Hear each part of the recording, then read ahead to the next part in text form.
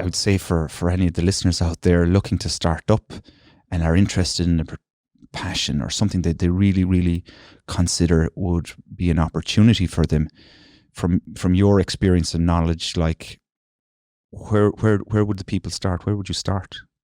You need to evaluate yourself as a person first, and understand where you are in your life and what you can give up. Yeah. Like obviously my situation was different. There's a sacrifice. Absolutely. There's a sacrifice there. Oh, absolutely. Yeah. There's a huge sacrifice. Yeah. I went through 3.5 years of torture, 7 days a week, 12, 13, 14-hour days, 17-hour days, 20-hour days, which aren't healthy. No.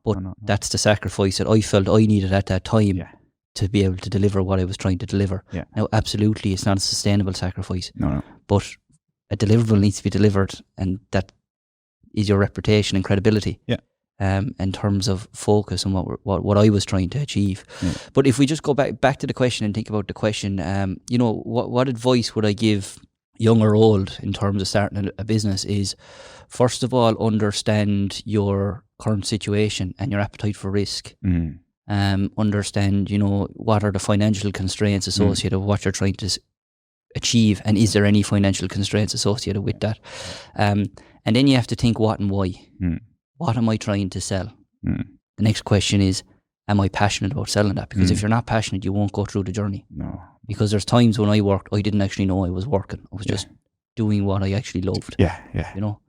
And then why? What's my unique selling point within the organisation? Why am I different? Is there anyone else out there doing what I'm doing? No. Okay. No, I'm unique. Yeah. Or if there are other people out there, well, then you got to think about, why are people going to come to me? Yeah. Well, then that goes to quality. Yeah. Or it goes to your price. Yeah. They're kind of the two things. And sometimes you've got your network. That's a huge one as well, in terms of getting the leg up in terms of delivering and winning business. Yeah.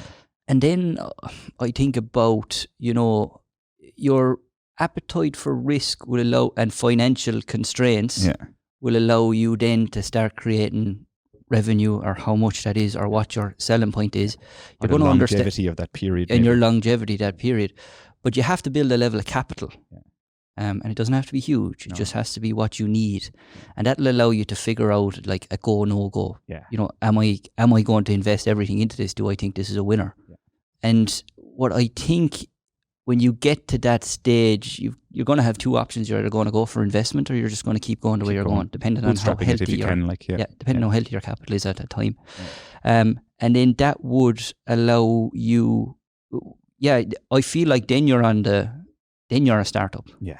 Because when you take that investment and then you start thinking about, right, what's my brand? Yeah. What's my online image? Yeah. What's my cultural engagement within an organization? Yeah. What sort of team do I want in my office? Yeah. Team is in the actual office style. Yeah. What sort of team do I want in my organization? Yeah. Okay, I want innovative. I want, so then you're trying to build a team that are trying to deliver. What sort of management style do we want in the business? Yeah. Do we want to be working? So then you get into the whole, you have the power to navigate an organization into what you feel is going to be most beneficial down the line. I would say that it's not necessarily necessary to have the answers to every single one of those on day one. Absolutely. There's an evolutionary process to it. The first part, as you mentioned, has to be your appetite for risk and your affordability and taking that risk on. Yeah. Can you do without an income for 6 months, 3 months, 1 month, 1 week? And if you can, you're there somewhere. But then you're looking at creating that capital. Can I do without turnover within the business for 3 months, 1 month, 6 months, whatever, to sustain that development, etc. in it? Yeah.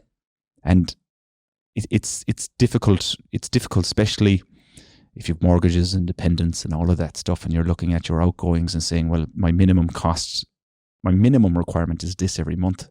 But a cost man talking about costs, it's very, very ironic. But what you're saying there is 100%, but there's also the flip side in terms of time.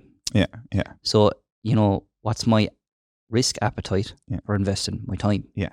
What's my ability to invest my time, or the logistics of actually doing that? Like, am I able to work a 4-day week and work a Friday on my business?